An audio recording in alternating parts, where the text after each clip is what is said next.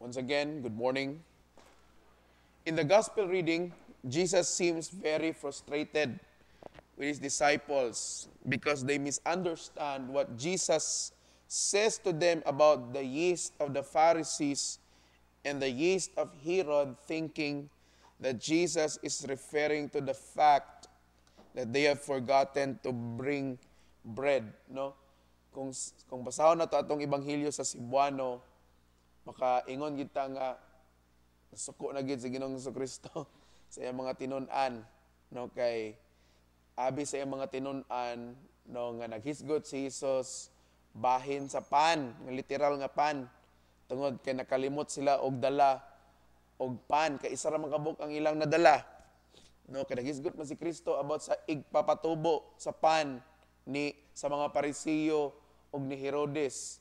Kung basahon na to ang Cebuano version ani, no, niingon si Kristo diya nga ing ana bagyod di ay kamo kabugo. No? Mo na nga makaingon kita nga suko na gyud, no, ang atong Ginoong Kristo sa ilaha kay wa pagid gyapon sila nakasabot. In reality, no, Jesus was trying to warn them against the evil intentions of the Pharisees and of Herod. Pero ang bot na yung pasabot ni Kristo, no, iya silang gipasidadan, no, nga bahin sa evil intentions sa mga daotan nga mga tuyo sa mga Parisiyo og ni Herodes. Wala maghisgot si Kristo sa literal nga igpapatubo sa pan or any pan, no, tungod lang kay isar kabok pan ang ilang nadala. Okay? And the disciples, perceive this as something else. No? Og abi sa mga tinun-an nga literal, no, ang pagsabot ni Kristo. Ang ilang pagsabot sa giingon ni Kristo. Okay? Usahay kita gihapon sa atong kinabuhi, we too can demonstrate a lack of perception. Kita po sa atong kinabuhi, sayop nato og pagsabot kung unsay gisulti sa Ginoo, no, sa atong kinabuhi. Yes, sometimes, no, if we really read at the Gospels, mostly sa mga istorya ni Ginoong Kristo, ipaagi niya og sambingay, no? Iagi niya og sambingay na mangutana ka ba nga ano man atong Ginoo nga lisod-lisoron mamanta, nganong nga kinahanglan pa man iagi og sambingay, nganong dili naman lang mo diretsyo, no, og sulti. Okay? Nganong man nga ipang pagiagi pa ani mga butanga murabag kadumdum ko sa couples ba nga mga banda ko, no, lisod kina sila masayod kung sa gusto silang asawa, kay sige pa patagnaon, no, mao gyapon ang mga tinun-an ba, sige pa sila patagnaon, kung di sila katagna kasabaan sila, no, i-rebuke dayon sila. Pero nasayod ta nga mingon ang ebanghelyo nga si Kristo migamit og mga sambingay aron nga ang tinago nga kaalam sa Dios, no, mapadayag pinaagi sa sambingay ug pipila lang ang makasabot, no, niini. And sometimes sa atong kinabuhi we misinterpret what God is telling us, no. Usahay literal na to og sabot, no, ang uban pod wa gid intaw nakasabot, no, despite sa dugay na kang pagka-Kristohanon, dugay na nga nangalagad sa Ginoo, hangtod karon wa pagyapon nakasabot kung unsay gisulti sa Ginoo, no, na ay particular nga sitwasyon nga miabot or nahitabo sa kinabuhi, ang ato pag-interpret blessing gyapon ni blessing. Bisa tuod ang purpose din sa Ginoo ato pagbadlong na dito sa Ginoo, pero para sa imo blessing ini gi-allow gini sa Ginoo, no, gitugot gini sa Ginoo nga magka-lisod gid ko karon kay aron nga wala balo nga consequence di ito sa imong sala nga gihimo, no. Mo na usahay kita mga Kristiyano, we lack perception of what God is telling us. We fail to see what Jesus is trying to show us. Napakyas ta sa pagsabot kung unsay gusto ipakita sa Ginoo sa ato, no? Sometimes God will teach us about repentance. God will teach us nga only ang consequence tungod sa sala nga atong gihimo, no? Pero gimalit na to pagsabot, no? Gimalit na to pagtan-aw. Gitudloan ka sa Ginoo nga kini nga tao, morning tao nga dili gid ni para sa imo. Pero ingon gyud ka nga para gid ni sa ako gyud kay tanawa gitugot gid sa Ginoo, gitagaan gid mig daghang pagsulay gyud kay aron nga malig-on ang among relasyon. Dili, no? Pero dili dito ang mensahe sa Ginoo lahi, no? We need to keep coming before the Lord, you know? That we have to admit that sometimes we lack perception of what He is trying to tell us. Mao na nga muduol ta sa Ginoo, no, uban ang pagpaubos, muangkon ta nga Lord, wa ko nakasabot sa imong gisulti nako. Lord, uban sa mo paabsanon kasing-kasing pasabta ko. Okay? Dili ta diretso mo interpret, no? Kay ang resulta ni ana, no? Wala na nagkadimao atong kinabuhi, wala na ta nakasubay sa kabubuton sa Ginoo, sa kagustuhan sa Ginoo. Ngano man tungod kay kita nagbuot-buot tag-interpret unsa gisulti sa Ginoo. We need to hear from God. Our eyes and our ears need opening. And perhaps the times when we think we see and hear well are the very times when we are most blind and deaf.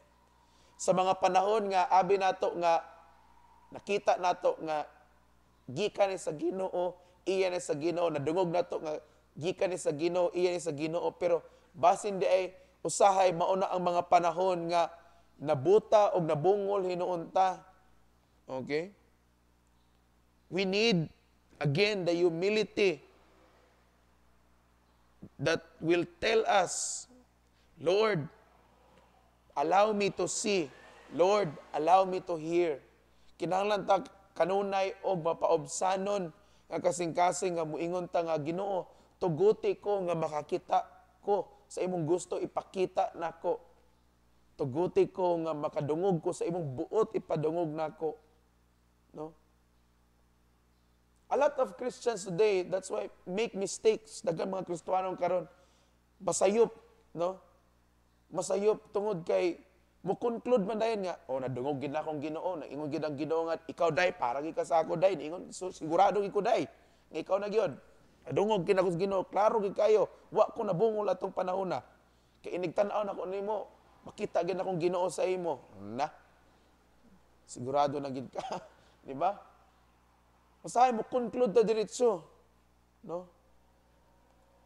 But we don't have that spirit of humility nga, Lord, pakita ko kung sa imong gusto ipakita nako.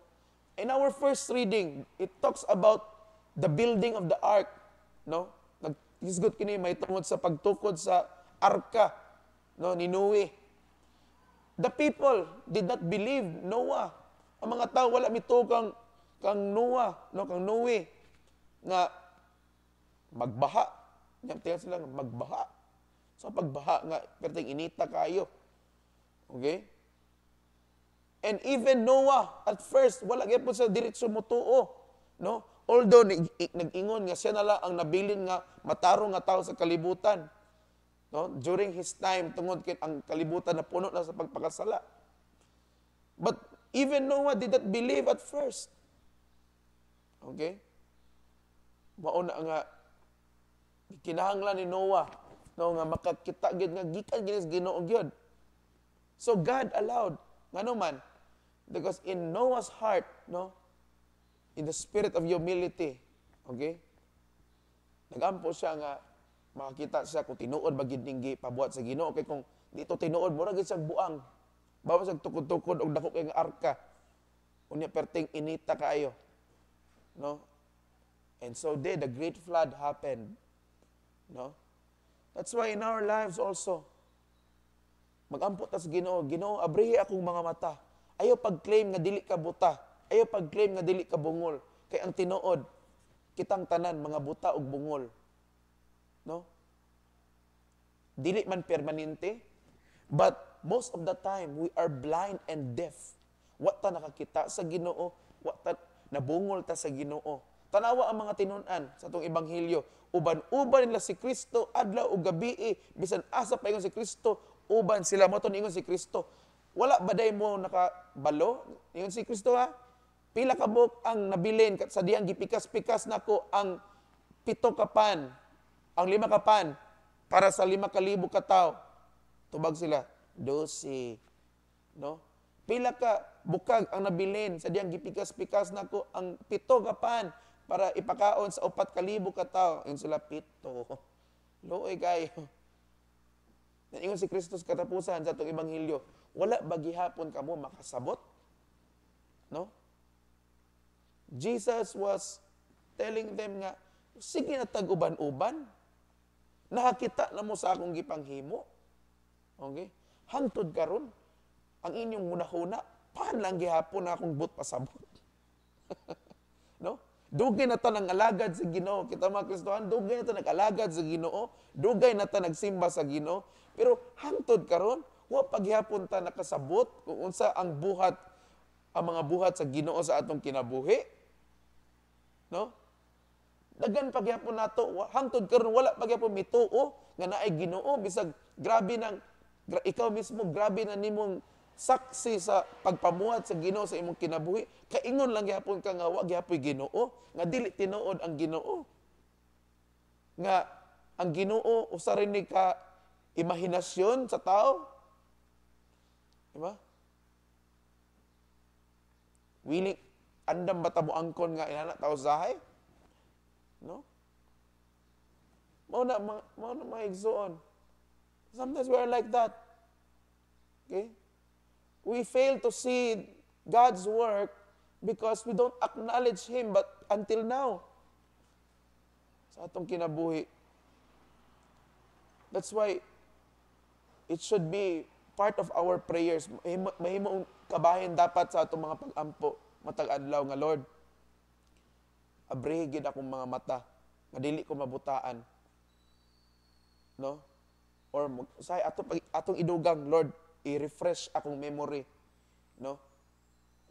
Tagaay ko og hait nga paginumdom nga dili ko malimot sa imong mga pagpamuhat sa akong kinabuhi. Kasi pakalimot man ta. Labi na pag nanay mga sitwasyon sa atong kinabuhi, matabunan na dayon. Makalimot na rin ta. No? Katong gi-share with ni Bishop last Sunday, nga katong usa ka parishioner nga very dagan kayo ni balag scripture. Pag niabot ang panahon nga nakaibaw siya nga nasa cancer, labay daw tanang scripture. Wa na kami memorize kanuman. Kay natabunan na sa pulong nga cancer. No? Mao gyapon ta sa atong kinabuhi. No? Nagalang gani sitwasyon nga moabot, agpakalimot na din ta unsa ka maayo ug kamatinud-anon ang Ginoo. Nalimot ta sa mga panahon nga giluwas ta sa Ginoo. No? Nalimot ta sa mga panahon nga gitubag sa Ginoo nga atong mga pag-ampo.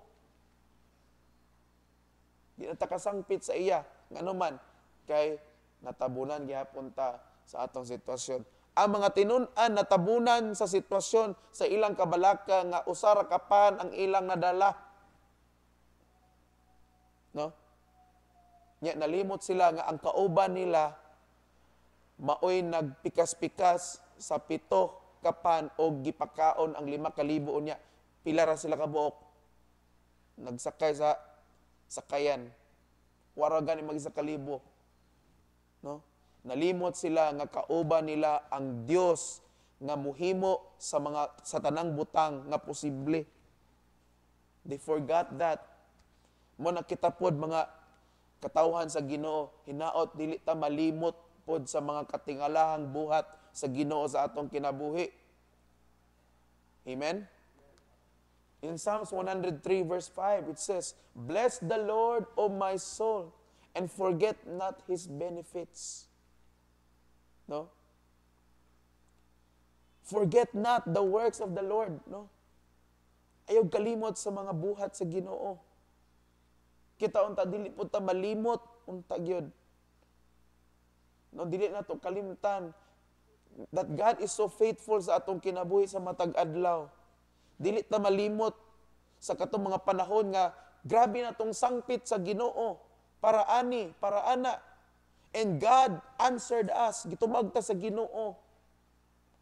Okay? That's why, again, we have to pray every day. Lord, open my eyes, open my ears. Lord, refresh my memory so that I may not forget you. Kay, malimtan na lang natong tanan. Ayaw lang yun ang Ginoo. No? Kung ingana ka, bililhon ang Ginoo para sa ato. We will never, ever forget God. We will never, ever forget God's faithfulness sa atong kinabuhi. Amen? Please stand.